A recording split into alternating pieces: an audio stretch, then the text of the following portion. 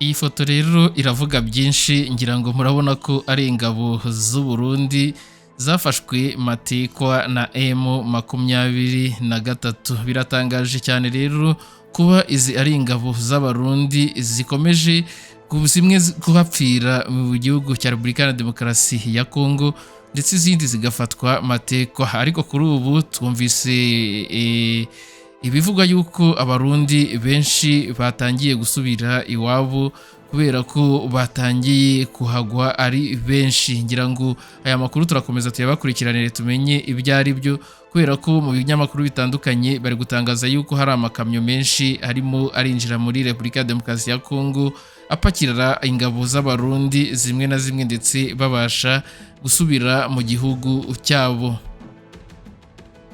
Yes, nanone rero ni munyemerere tuvuge kuri izi breaking news na makuru tugezeho muri aka kanya, aho Guverineri Purusi yizeje rero abaturage umutekano, yongera rero gushimangira ko amasezerano y'amahoro azubahirizwa kandi ahakana ko hari intambara yageze mu bibaya bya Rusizi. Guverineri wa Sud Kivu rero Jean-Jacques Purusi yasobanuye ibihuha byari byakwirakwiye ku bijyanye n'umutekano muri ako karere, avuga ko ibyo bivugwa nta shingiro bifite. Imirongo rero yagize ati, mu magambo yo yagize ati, imirongo yacu y'ingenzi iracyari myiza ndetse twanasubiranye uduce tumwe two mu mihanda ya gisirikare.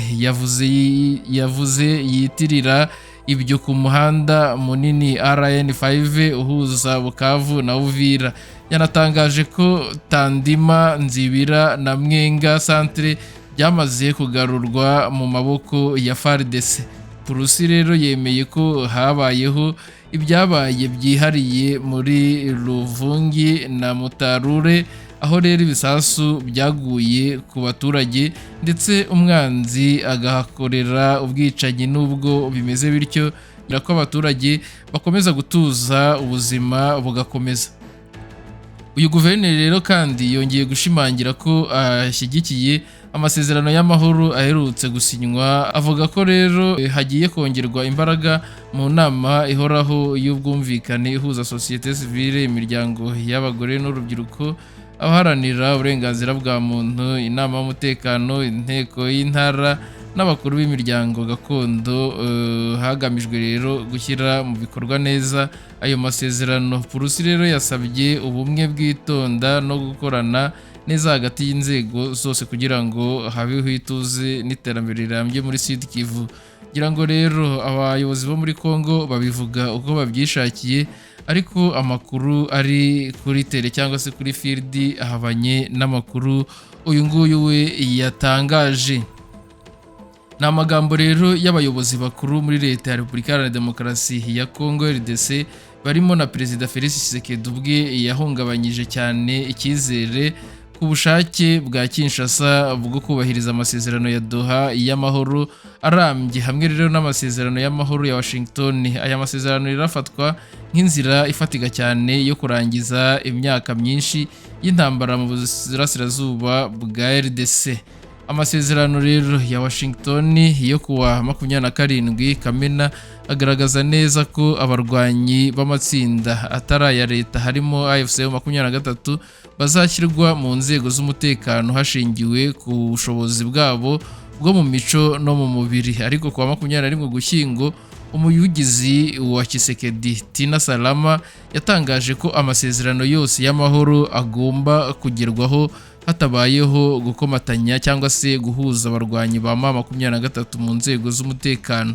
Uyu mwanzuro rero utandukanye n'umwuka w'amasezerano ya Washington ndetse n'amasezerano ya Doha.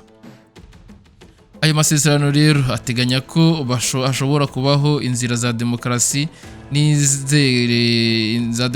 n'iz'inzego za leta zo gusubiza mu muryango abavuye mu mitwe itari iya leta, rero hakurikijwe amategeko n'amabwiriza abigenga.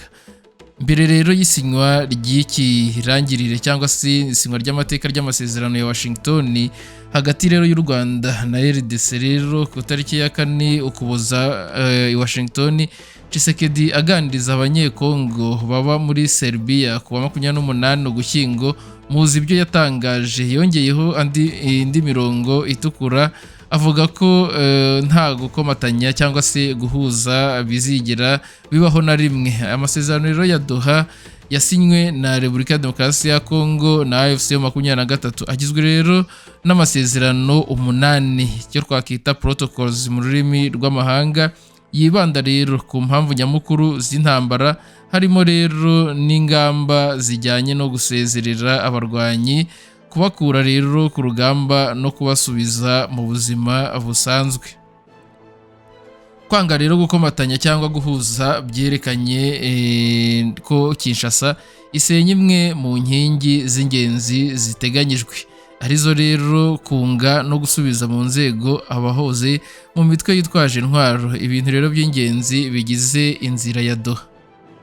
Kubera rero kubura ubushishozi bwa politike bukenewe mu guhangana n'ikibazo cyo mu burasirazuba bw'iki gihugu, Tshisekedi rero yagaragaje ko asa n'ugaragaza ubushake bw'amahoro, ariko mu by'ukuri agerageza kunezeza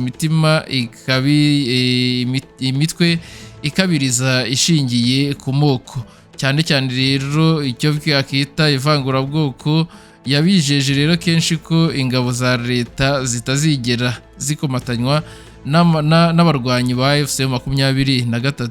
Mu magambo yiwe yagize ati abategetsi b'abanyamahanga cyangwa abatera igihugu mbere y'uko Repubulika ya Demokarasi ya Kongo isinya itangazo ry'ingenzi kwa 19 Nyakanga hamwe n'aba barwanyi. Kuva rero ku tariki ya 10 Ukwakira Buruseli, Tshisekedi nabwo yavuze ko nubwo Kinshasa ishobora kuganira nabo, bitavuze ko bigomba kurangira mu gushyira bamwe mu nzego za leta cyangwa mu gusangira ubutegetsi n'abantu. Avuga rero ko bafite ubwenegihugu budasobanutse. Mu ncamake rero amagambo salama hamwe n'ukwanga kwa Tshisekedi kugaragara kwerekana ko Kinshasa idashaka gushyira mu bikorwa ibikubiye mu masezerano y'amahoro, aho rero kwihutisha inzira yo kwiyunga no guha umwanya abagize AFC 23 mu nzego leta isa n'iyashatse rero kubakuramo burundu. Ibi rero bigize ingaruka nini, bituma AFC 23 igizwe n'abantu benshi bakomoka mu baturage ba Kongo bavuga ururimi rw'Ikinyarwanda bakunze rero kwibasirwa no gupfukiranwa, bavanwa rero burundu mu mibereho ya politike no mu nzego za leta. Kwanga kubaha umwanya mbere y'uko ibiganiro byuzura bishobora kongera umwuka mubi no gucamo rero abaturage ibice kurushaho. Biratangaje rero ko nubwo Tshisekedi yegereje isinywa ry'amasezerano y'amahoro n'u Rwanda i Washington, leta ye ikomeje kwamagana ibiteganwa n'amasezerano kugira ngo habeho amahoro arambye, ubumwe bw'igihugu n'ubwiyunge. Amasezerano y'amahoro ntiyagomba rero gutanga agahenge gusa, yagomba gutanga igishushanyo kirambye cy'amahoro, ubumwe n'iyubahirizwa ry'uburenganzira bw'abaturage bose. Ariko uko Kinshasa ikomeje gutangaza ubutumwa bwayo, bigaragaza ko ayo mahame magari atarafatwa nk'ingirakamaro n'ubuyobozi buriho. Kiretse rero niba leta ya Kinshasa ihinduye imyumvire ndetse igashyira mu bikorwa ibyo yemeye mu masezerano ya Doha no muri masezerano ya Washington, inzira y'amahoro ishobora gusenyuka ikaba undi mwuka w'amahoro utakemura ikibazo nyamukuru. Ni ibibazo rero bimaze imyaka myinshi by'abaturage bacengewe n'ihohoterwa ndetse n'akarengane gakomeye. Nkuko rero mu byumvise bivugwa yuko ibintu bigize iyi ntambara ya 23 bigize ingaruka nuko AFC igizwe n'abantu benshi bakomoka mu baturage ba Kongo bavuga ururimi rw'Ikinyarwanda kandi bakunze kwibasirwa no gupfukiranwa. Rero icyo kindi bakorerwa bavanwa burundu mu mibereho ya politike no mu nzego za leta. Ikindi bangirwa rero guhabwa umwanya mbere y'uko ibiganiro byuzura. Ibyo rero birimo mu bishobora kongera umwuka mubi no gucamo abaturage ibice kurushaho. Akaba ariyo mpamvu intambara rero n'ubundi igikomeje. Ni ibintu rero bitangaje uburyo Tshisekedi yagerageje rero agaragaza yuko akeneye amahoro, ariko leta yo ikaba ikomeje kwamagana ibiteganywa n'amasezerano basinye. Ni The Quick Times News nk'ibisanzwe, nta kindi usabwa uretse kureba hasi ndetse subscribe, tukaba dukomeza kubana 5 kuri 5 mu makuru nk'aya ngaya ndetse n'ayandi. Près de 3 ans après avoir trouvé refuge à Goma, les déplacés ayant regagné leur village d'origine en février 2025 reconstruisent leur vie. Alors que l'année touche à sa fin, nous sommes rentrés sur les anciens sites que les hébergeaient au nord de la ville de Goma, jusqu'à Kibumba, un village d'origine des certains déplacés, pour comprendre comment ces familles se sont réinstallées. Reprise des activités agricoles, évolution de la situation sécuritaire, réalité socio-économique. Bienvenue dans ces reportages qui dressent l'état des lieux du retour de la résilience des communautés. Quels sont devenus les milliers de familles déplacées qui, durant des mois, occupaient les espaces publics au nord et à l'ouest de Goma? Pour répondre à cette question, nous avons revisité leur parcours après les retours dans les villages d'origine. Première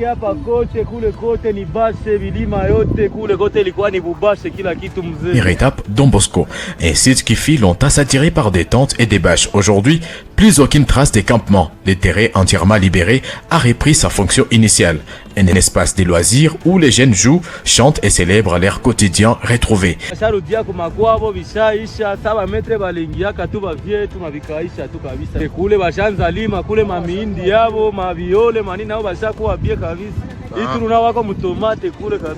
Cette simple image suffit déjà à mesurer une évidence. La situation n'est plus celle d'une zone en détresse humanitaire. À Kibumba, aussi foyer d'origine des déplacés, la transformation est encore plus frappante. Les champs autrefois abandonnés sont de nouveau exploités. Les collines verdoyantes témoignent d'une relance agricole impressionnante. La production des pommes de terre est massive, les habitants travaillent sereinement et la sécurité instaurée leur permet de cultiver sans crainte. Sana bila shida kabisa. Hakuna tena intimidation forani. Tulikuwa nalima mbo sazi moya babandi wanakuwa viongora, lakini mei turu make tunaviongora kwa usalama. Hii turu tuko natumika mzuri juu make wakati zenye tulikuwa ndani make za zenye zinapita tulikuwa make natumika make na tuko na jiwinda, lakini mei turu tuko natumika make bila shida. Hiyo leo hii turu hakuna.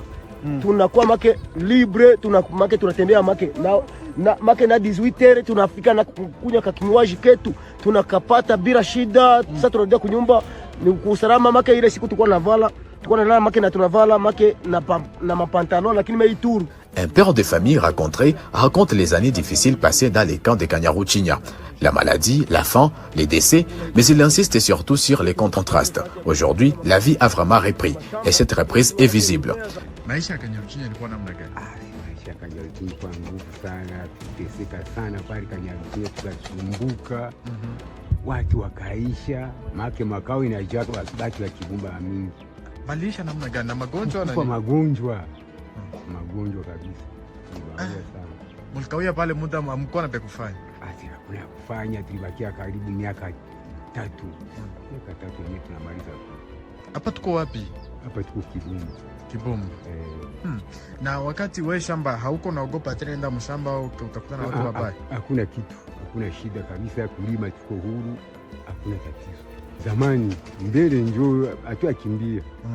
Njoo ilikuwa mbaya juu ya kuogopa watu.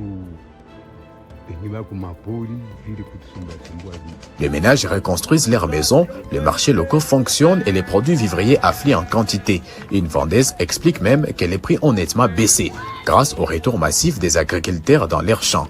Hii kwa nauza bei gani mbele? Mbele ilikuwa nauza 250,000. 250,000.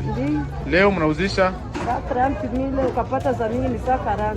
140,000. Une baisse des prix et une abondance des denrées alimentaires sont là encore des signaux forts de la disparition d'une situation d'urgence humanitaire. 12 kakea. Asen 12 kakea.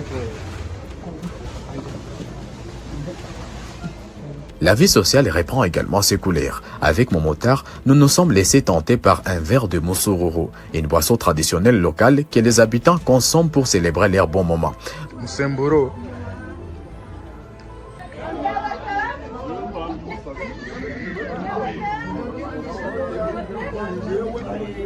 Alors, tumefika Kibumba, tunasema hatutarudia na tukunye kumusururu ya hapa.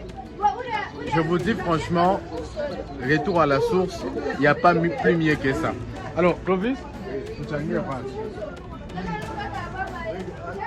Même l'élevage retrouve sa place.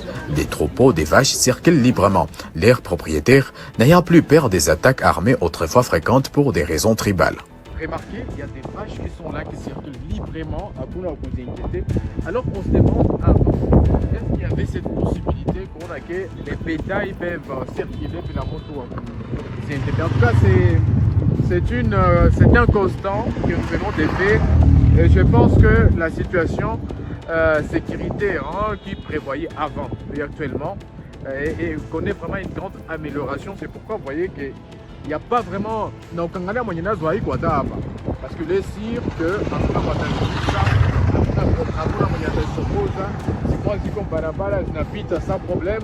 Donc comprenez que la vie a déjà repris de ce côté ici. Là, regardez, on peut être sûr qu'on laisse ces détails et personne ne va les... Sur les chemins du retour vers Goma, les constats est clair. Les marchés de la ville sont largement approvisionnés. Haricots, choux, pommes de terre, légumes frais, les étals débordent des produits.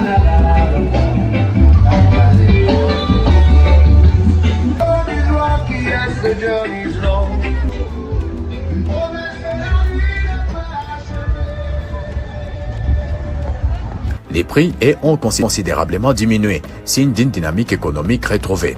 La situation humanitaire s'est nettement améliorée.